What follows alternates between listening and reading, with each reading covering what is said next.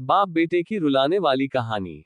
आनंद एक कॉलेज में छात्र था। उसने एक डीलर के शोरूम में एक सुंदर स्पोर्ट्स कार देखी थी और वो लंबे समय से अपने लिए एक ऐसी ही कार चाहता था।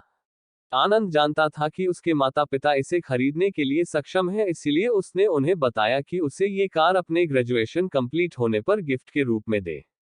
देखते ही देखते वो दिन भी आ गया और पिता ने जेम्स को अपने निजी कार्यालय में बुलाया। उन्होंने उससे कहा कि मुझे तुम्हारे जैसे अच्छे बेटे पर बहुत गर्व है।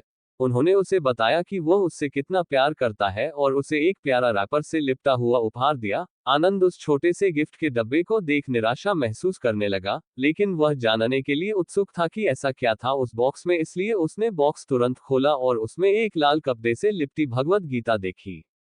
आप इतने अमीर हैं और आप मुझे केवल एक गीता दे रहे हैं। काफी गुस्से से अपने पिता पर वो चिल्लाया और अपनी नाराजगी और गुस्से के वश में आकर आनंद ने नाव देखा ना ताव तुरंत घर छोड़ दिया।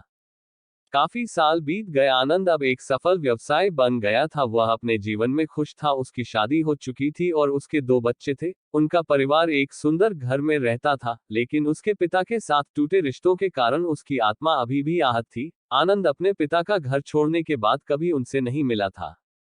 आनंद को उस दिन के बाद अपने पिता को ना मिलने का पछतावा हमेशा रहने वाला था, क्योंकि एक दिन उसे एक पत्र मिला जिसमें उसके पिता के निधन की खबर थी और साथ ही ये बताया गया था कि उन्होंने अपने जीवन भर की पूंजी वसीयतनामा के अनुसार अब आनंद के नाम कर गए थे।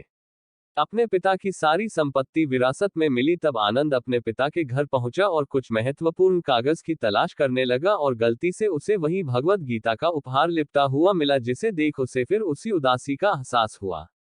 उस गीता को उसने अच्छे से देखा तो उस पर अपने पिता की हैंडराइटिंग में कुछ लिखा पाया। उस पर लिखा था, मैं खुद को बेचकर भी हर सपना पूरा करूंगा तेरा, बस तू सपने जरा बड़े देखना। ये बोल रहा बाप नहीं, जिंदगी का सबसे पहला दोस्त तेरा। ये कविता पढ़ी ही थी कि अचानक उस किताब से एक चाबी गिरी, जिसके ऊपर लगे टैग पर उसके ग्रेजुएट होने की तारीख के साथ कांग्रेचुलेशन और आई लव यू लिखा हुआ था। आनंद के सर के ऊपर से उसके पिता का साया तो पहले ही उठ चुका था और आज उसकी जिंदगी की सबसे बड़ी गलती के बारे में जानकर उसके पैरों के नीचे से जमीन भी खिसक गई। इस दिन आनंद की आंखें और रूह दोनों पछतावे के आंसू रोई।